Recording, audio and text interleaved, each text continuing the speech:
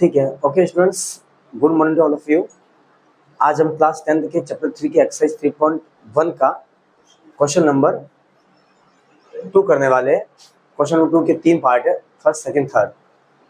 इन question के अंदर आपको क्या दिया है, उसने आपको दो इक्वेशन दे रखी है। उन दो इक्वेशन के अंदर आपको ये पता करना है कौन सी इक्वेशन इंटरसेक्टिंग लाइन वाली होगी, कौन सी कोइंसिडेंट वाली होगी और कौन सी पैरेलल वाली होगी। बस आपको सिर्फ पता करना है, ठीक है, इससे ज्यादा कुछ नहीं करना है। और पता करना है तो इसके लिए इसके पीछे के कॉन्सेप्ट को हम ऑलरेडी स्टडी कर चुके हैं। कॉन्सेप्ट क्या थे, हमने इसके लिए 3 केस बनाए थे। 3 केस में जो पहला केस था वो कौन सा था, A1/A2 not equal to B1/B2। हमें चेक करेंगे, अगर इनकी रेशियोज इक्वल टू में नहीं आए तो पहला केस होगा। और पहला केस कौन सा था, इंटरसेक्टिंग लाइन। अगर इंटरसेक्टिंग लाइन है तो क्या हो जाएगा, unique solution oblique one solution, और लाइनें कंसिस्टेंट हो जाएगी अपनी दोनों जो दे रखी है वो लाइनें। सेकंड केस क्या था आपका, A1/A2 B1/B2 is equal to C1/C2। तीनों अगर सेम हो जाते हैं तो आपका सेकंड केस था। इस केस के अंदर क्या था, लाइनें कोइंसाइड हो जाएगी दोनों। कोइंसाइड मतलब एक के ऊपर एक, जस्ट लाइक एक के ऊपर एक। तो अगर ऐसी हो जाएगी तो आप इसके सॉल्यूशन को गिन देख पाओगे कि कितनी जगह पे टच कर रही है, कितनी जगह पे टच कर रही है। तो जिसे मैथमेटिक्स हम नहीं गिन सकते उसको इन्फिनिटी नाम देते हैं। क्या देते हैं, इन्फिनिटी। तो उसके सॉल्यूशन हो जाएंगे मैनी इन्फिनिटी सॉल्यूशन। और अगर सॉल्यूशन है तो क्या हो जाएंगे, वो कंसिस्टेंट हो जाएंगे। तीसरी थी हमारे पास, तीसरा जो केस था, A1/A2 is equal to B1/B2 is not equal to C1/C2। ये तीसरा केस था। इस केस के अंदर हमने देखा था, हमें जो इक्वेशन मिली थी वो पैरेलल मिली थी, इस तरीके से, जस्ट इस तरीके से। अगर एक लाइन इधर जा रही है, एक लाइन इधर जा रही है। पैरेलल लाइन जिसको बोलते हैं मैथमेटिक्स के अंदर, जिनके जो दो लाइनों के बीच का एंगल 0 डिग्री हो जाता है ना, उसको क्या बोलते हैं, पैरेलल लाइन बोलते हैं। एंगल क्या हो जाता है, 0 डिग्री। जो रेल की पटरियां देखी होगी आपने, कैसे पैरेलल जाती है, वो दो पैरेलल है। तो वैसी दो लाइनें पैरेलल होती है। अगर दो लाइनें पैरेलल है तो दोनों के बीच में कोई कॉन्टेक्ट नहीं है, कोई रिलेशन नहीं है। दोनों जाएगी, बस शुरुआत जहां से हुई है और खत्म भी इसी तरीके से होगी वो। तो इनके बीच में कोई रिलेशन नहीं है, तो एक्स और वाई की आपको कोई वैल्यू नहीं मिलने वाली है। तो हम बोलेंगे नो सॉल्यूशन। क्या बोलेंगे, नो सॉल्यूशन। ओके स्टूडेंट्स, और इसी चैनल पे आपको स्टूडेंट्स जस्ट क्लास 8 एंड 9 के साइंस और मैथ्स के वीडियो मिलेंगे, और 11 12 के फिजिक्स एंड मैथमेटिक्स के वीडियो जल्दी मिलेंगे आपको। ठीक है, तो बने रहना, आपको बहुत कुछ सीखने को मिलेगा। और 100% गारंटी लेता हूँ, अगर इस चैनल पे आप आए हो स्टूडेंट्स, तो आपको एक्स्ट्रा कुछ ना कुछ सीखने को जरूर मिलेगा। ठीक है, तो चलो स्टूडेंट्स हम स्टार्ट करते हैं एक्सरसाइज 3.1 का क्वेश्चन नंबर 2 का first and second part start करते हैं स्टूडेंट्स पहले। ओके, फर्स्ट पार्ट देखते हैं। तो फर्स्ट पार्ट इस क्वेश्चन की जो हेडलाइन है उसमें आपको क्या बोला है, कंपेयरिंग द रेशियो। क्या बोला है, कंपेयरिंग द रेशियो। इनके रेशियो को कंपेयर कीजिए आप, और ये पता लगाइए कि कौन सी इंटरसेक्टिंग लाइन है, कौन सी कोइंसाइड और कौन सी पैरेलल है, ये पता करना है आपको। ठीक है, तो चलो सबसे पहले हम पता करते हैं। हाँ, फर्स्ट क्वेश्चन ले रहे हैं हम सेकंड पार्ट का। इसका सॉल्यूशन यहां से स्टार्ट करेंगे हम। ओके, एक सेकंड।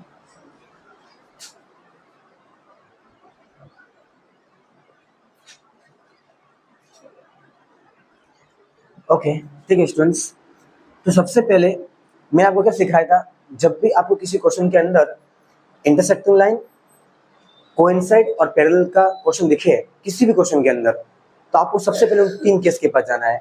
तो पहला केस लिखना है आपको। मैंने पहला केस क्या सिखाया था आपको, सिर्फ आपको ये चेक करना है A1/A2, सिर्फ ये चेक करना है आपको, इज इक्वल टू B1/B2। बस इतना ही चेक करना है। इतना चेक करने के आप चेक करने के बाद आप पाओगे कि अगर ये नॉट इक्वल टू आता है तो आपको आगे नहीं बढ़ना है, C1 C2 पे नहीं जाना है। अगर ये इक्वल टू आता है तो ही आपको C1 C2 पे जाना है। तो पहले चेक कर ले हम, जो चेक कर लेते हैं। तो पहले यहाँ पे A1 B1 C1 लिख लीजिए आप। A1 कितना है वैभव, 5। वेरी गुड, x के साथ वाला A1 होता है 5। B1 कौन सा है, -4। Very good. C1 is what, कब है, -8। Good, -8। A1 B1 yes, question में प्लस एट है, sorry no problem, plus eight है, इसको प्लस कर दीजिए। A2 is what Ankush? 7, good, very good. B2 is what Samarth? 6, good. And last Hitwanshi, C2 is what? -9, good, very good. Okay, this all value put in this equation, इन सारी value को हम क्या करेंगे, इसके अंदर पुट कर देंगे, सही है। चलो, A1 is what? 5, A2 is what?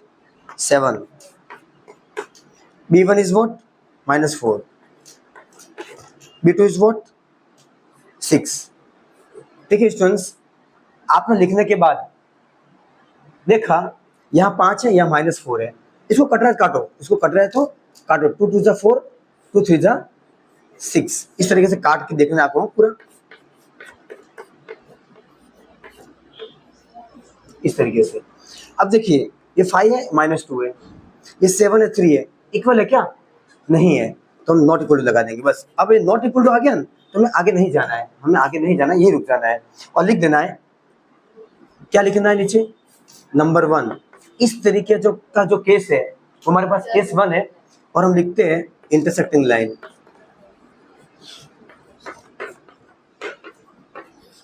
Intersecting lines, ये लिख दो इसको, इंटरसेक्टिंग लाइन। अगर इंटरसेक्टिंग लाइन सिर्फ एक सॉल्यूशन देगा, हमने कल पढ़ा था unique solution.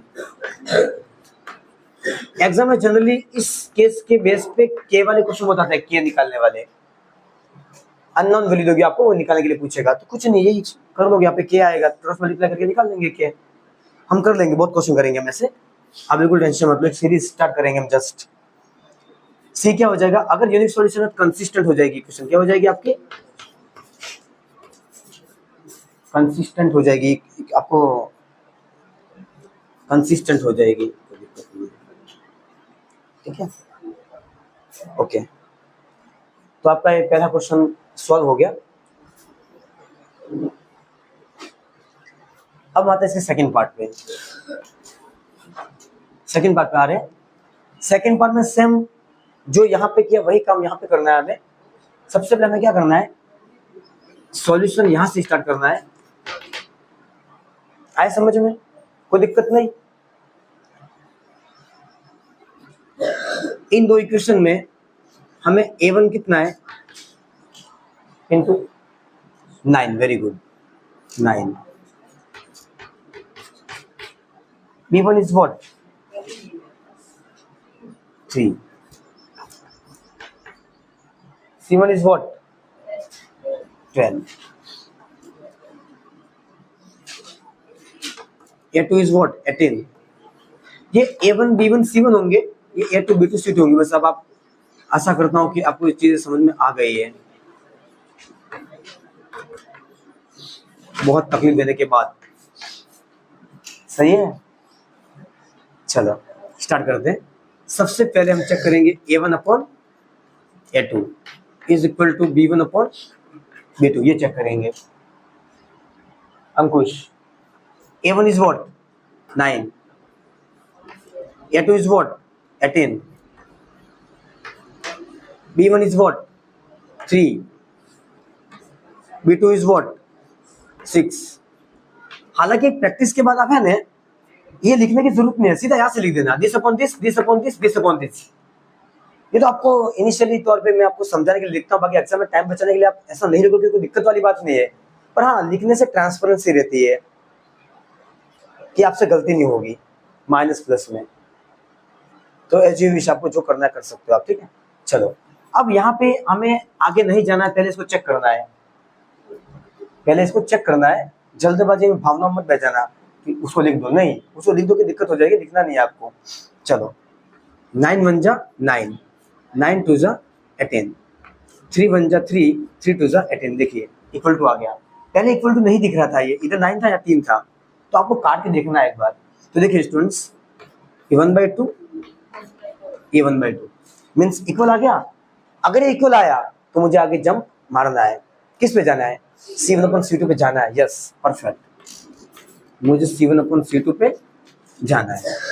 C1 is what 12, C2 is what 24। देखिए यहाँ भी काट के चेक कीजिए, 12 1 जा 12, 12 2 जा 24। अगर डायरेक्ट नहीं काटना था 12 के टेबल से, आप दो से काटिए इसको। 2 6 जा 12, 2 12 जा 24, फिर 6 को वापस 2 3 जा हाँ आगे इसको काटिए, और 3 को 3 1 जा 3, नीचे जो भी आपका कर जाएगा पूरा है। ओके, कोई दिक्कत नहीं। चलो, तो यहाँ पे हमने देखा 1/2 is equal to 1/2 is equal to 1/2। क्या वो तीनों सेम आ गए रेशियो? कौन सा केस है तीनों सेम आ गए? केस 2। आपको केस से ही बोलना है, केस 2। अगर केस 2 है तो उसके सॉल्यूशन क्या हो जाएंगे? नंबर 1 कोइंसाइड लाइन है। क्या है? कोइंसाइड, एक के ऊपर एक है। अगर कोइंसाइड है तो इसका solution infinitely many solution, infinitely many solution. Infinitely many solution है तो क्या हो जाएगा? कंसिस्टेंट हो जाएगी, क्योंकि आंसर तो दे रहा है कंसिस्टेंट। कोई दिक्कत नहीं यहाँ तक। अभी क्वेश्चन 2 का फर्स्ट एंड सेकंड पार्ट हमने खत्म कर दिया। Okay,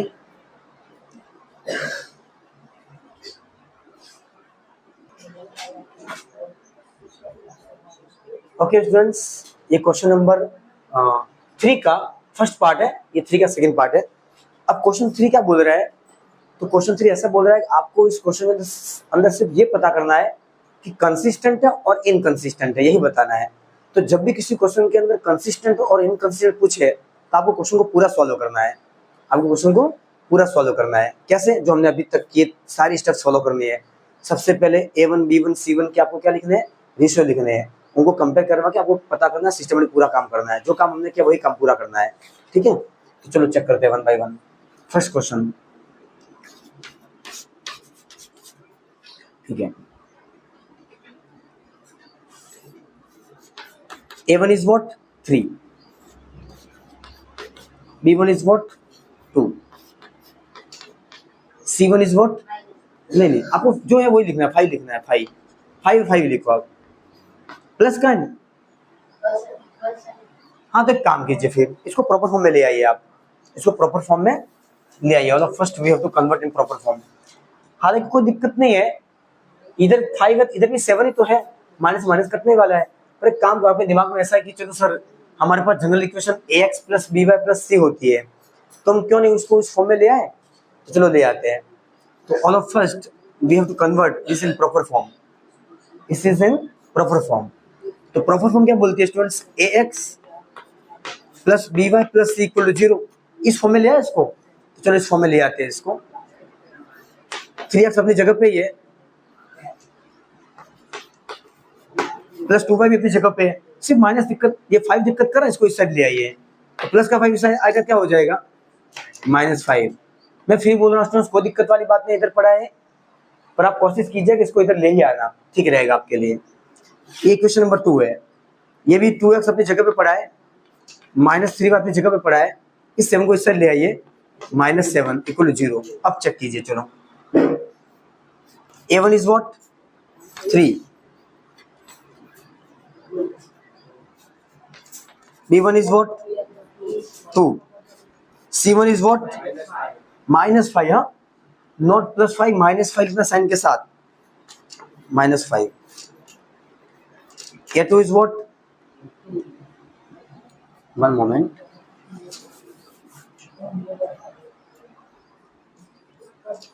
A2 is what 2, B2 is what -3, C2 is what -7। सारे रेशियो लिख दिए आपने। अब क्या करोगे आप? A1/A2 B1/B2 चेक करोगे? ठीक है, चलो चेक कर लेते हैं। A1/A2 = B1/B2। A1 is what 3, A2 is what 2, B1 is what 2, B2 is what -3, हमने चेक किया यहाँ 3 है, यहाँ 2 है, यहाँ 2 है, -3 है, नॉट इक्वल टू क्या हो जाएगा? केस 1 कौन सा? Intersecting line, intersecting unique solution. तीसरा कंसिस्टेंट। तो इसमें सिर्फ हमें कंसिस्टेंट इनकंसिस्टेंट पूछा है, तो आप इस क्वेश्चन के अंदर इंटरसेक्टिंग और यूनिक सॉल्यूशन नहीं लिखोगे चलेगा, सिर्फ कंसिस्टेंट लिख दीजिए आप। पर हमारी प्रैक्टिस एक ही होनी चाहिए, हम पूरा करेंगे, हम पूरा करेंगे इसको। टीचर को ढूंढ के देख लेगा, जो क्लिक है उसको मार देगा, ठीक है, आप आंसर सही कर देगा वो। ओके सर, सॉरी मैं आपको बात बताना भूल गया, क्वेश्चन नंबर 2 का थर्ड पार्ट मैंने आपको खुद करने के लिए दिया है, होमवर्क करने के लिए दिया है, तो उसका आंसर आप मुझे कमेंट सेक्शन में भेजोगे, ठीक है, मैं चेक कर लूंगा क्या है। ओके, सेम कॉन्सेप्ट है, इससे मैंने आपको होमवर्क दिया है। ओके, ठीक है, first part.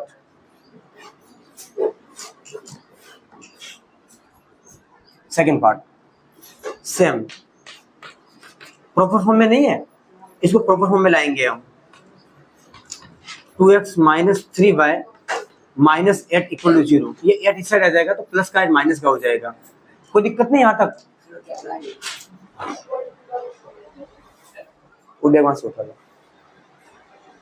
Okay, no problem, no problem. 2x - 3y - 8।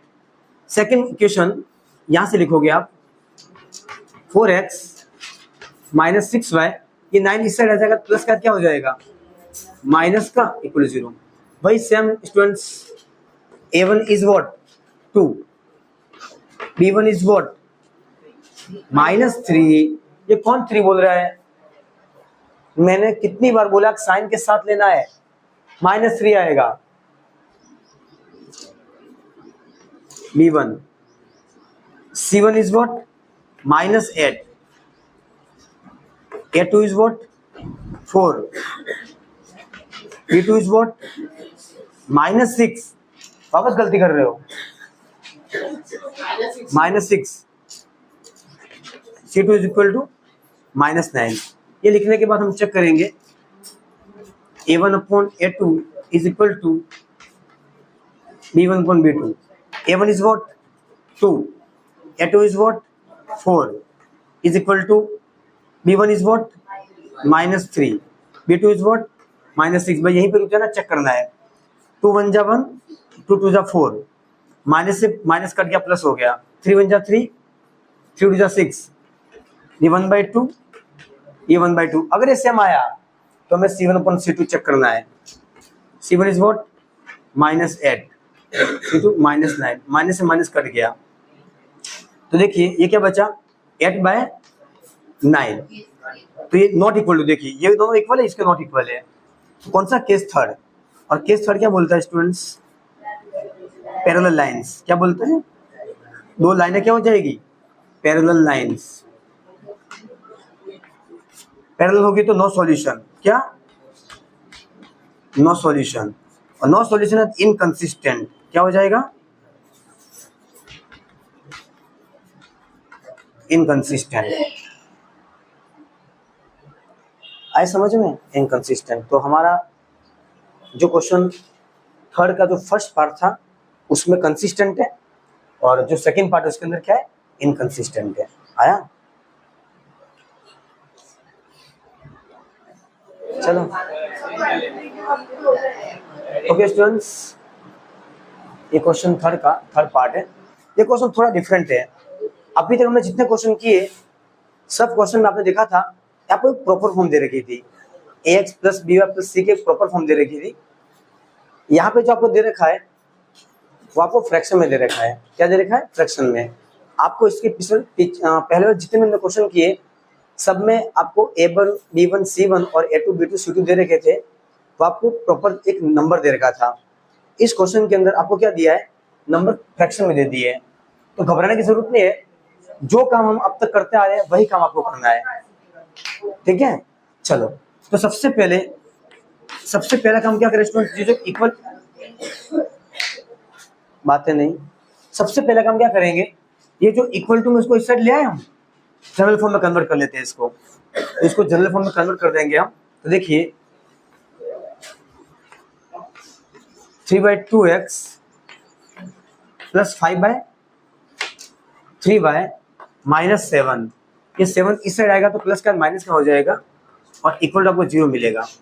Same phenomena और हियर, अगर यहाँ पे हम इसको चेक करेंगे तो ये 9x minus 10y minus 14 equal to 0, ये 14 इस साइड आएगा तो माइनस का हो जाएगा। ओके, कोई दिक्कत नहीं है। अब देखो, इसको समझाने से पहले मैं आपको छोटा सा कॉन्सेप्ट समझा देता हूँ। जब भी आपको मैथमेटिक्स के अंदर ऐसा नंबर दिखे ना, जैसे कि ऊपर आपको दिखे